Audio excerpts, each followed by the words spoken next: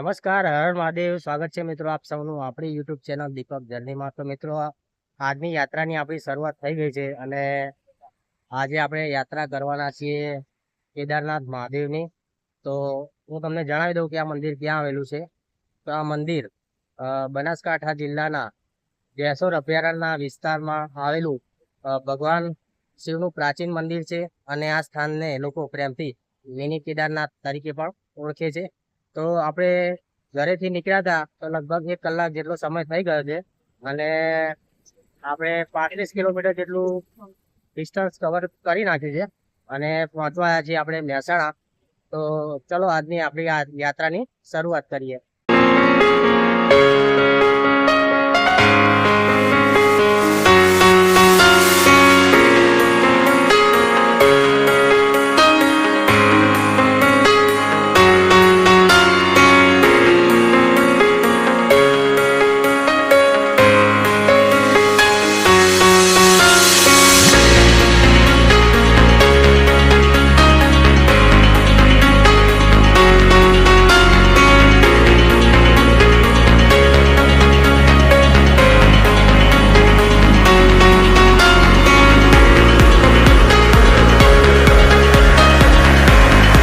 તો આપણે મહેસાણાથી લગભગ 2.5 કલાક સતત બાઇક ચલાવીને પહોંચવા આવ્યા છીએ મંદિરે. પણ મંદિરે જવાનો રસ્તો હું તમને બતાવું.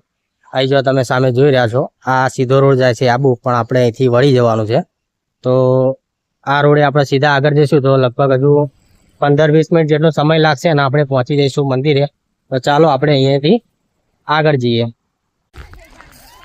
તો આપણે પહોંચવા આવ્યા છીએ કેદારનાથ મહાદેવના મંદિરે અને આપણે મંદિરે પહોંચીએ તો એ પહેલાં થોડું રસ્તાનું કામ ચાલી રહ્યું છે. તો આપણે નીચેના ભાગમાંથી ઉતરીને આગળની બાજુ જવાનું છે અને મારી સામેની બાજુ જેવો નજારો છે એવું તમને બતાવું. તો આ છે મારી સામેની બાજુ જે નજારો હતો એ આ છે ડેમનું પાણી જે કેદારનાથ મહાદેવના મંદિરની નીચેના ભાગમાં આવેલું છે. તો અહીંયા એકદમ શાંત વાતાવરણ છે અને ચારે બાજુ પહાડોને એકદમ લીલોતરી છે આજુબાજુ, જે તમે જોઈ શકો છો. હું તમને ચારે બાજુ બતાવું.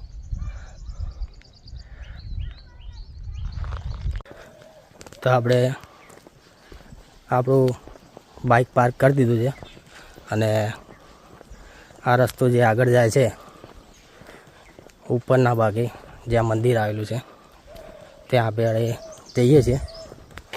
તમે જોઈ શકો છો, આ છે મંદિર તરફનો રસ્તો.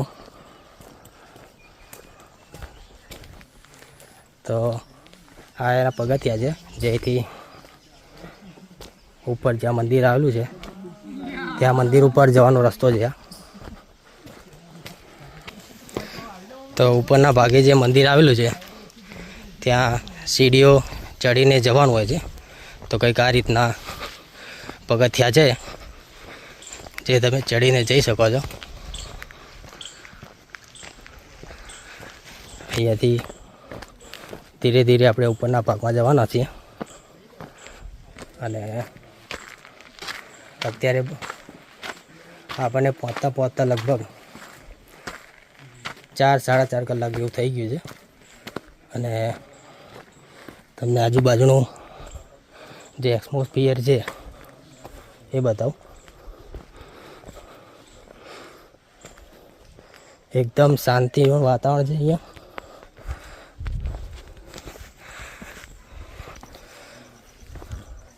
તો અહીંયા પહોંચતા લગભગ 4 કલાક જેટલો સમય લાગ્યો. પછી છેવટે આપણે પહોંચી ગયા ખરા મંદિરે અને બપોરનો સમય છે તો પણ ભક્તો ના અહીંયા દર્શન કરવા માટે આવે જ છે. તમે જોઈ શકો છો.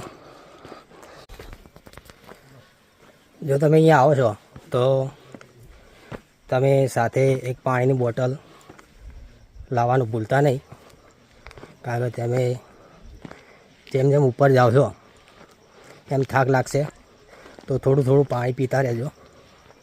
તો અહીંયા આપણે થોડે ઊંધી ઉપરના ભાગમાં આવી જઈએ તો થોડી વાર બેસીએ અને પછી આપણે મંદિર તરફ આગળ વધીએ. તો આપણે નીચેથી ઉપરના ભાગમાં આવી જઈએ અને 10 મિનિટ જેવું થયું.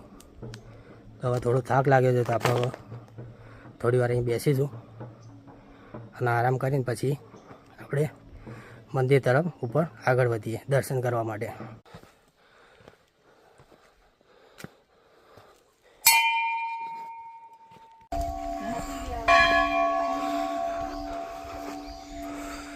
તો આપણે ઉપર મંદિર તરફ આવી ગયા છે અને સામે દેખાય છે મંદિર છે.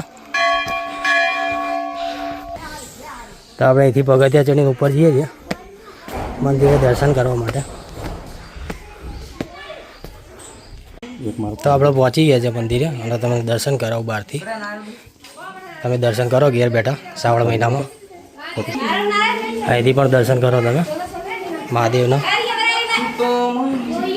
જે તમને હું ઘેર બેઠા દર્શન કરાવું મહાદેવજીના.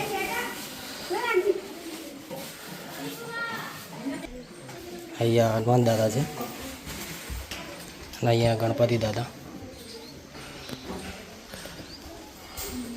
તમે પણ ઘેર બેઠા દર્શન કરો કેદારનાથના. અને અહીંયા આ બાજુ જોઈ શકો છો, આ છે ગંગાજી કુંડ અને આ બાજુ છે જમનાજી કુંડ. તમને અહીંથી પાણી દેખાતું હશે. અહીં અંદર પાણીની અંદર સિક્કા નાખેલા છે. તો આપણી સાથે ભાઈઓ જોડાઈ ગયા છે જે લોકો દર્શન કરીને આવ્યા. તો આપણે એમની સાથે વાતચીત કરી અને પૂછીએ કે એમને મંદિરે દર્શન કર્યા પછી કેવું લાગ્યું. તો જણાવો કે તમે મંદિરના દર્શન કર્યા તો હવે મંદિર કેવું લાગ્યું? કર્યા તો એ સારું લાગ્યું. વર્ષો પહેલાંની આ વાત છે કે અહીં પાંડવોએ રાતવાસો કર્યો અને પછી એ લોકોને નાહવું હતું તો પાણી નહોતું અને તેથી પછી હરદ્વારથી જે આવ્યા ઋષિમુનિ અને એને તપ કર્યું અને તપથી આપણે ગંગા યમુના અને સરસ્વતી કુંડ 3 પ્રગટ કર્યા અને જગ્યા બી સારી છે. અહીંનું ધાર્મિક સ્થળ સારું છે. દર્શન કરવામાં બહુ જ મજા આવે.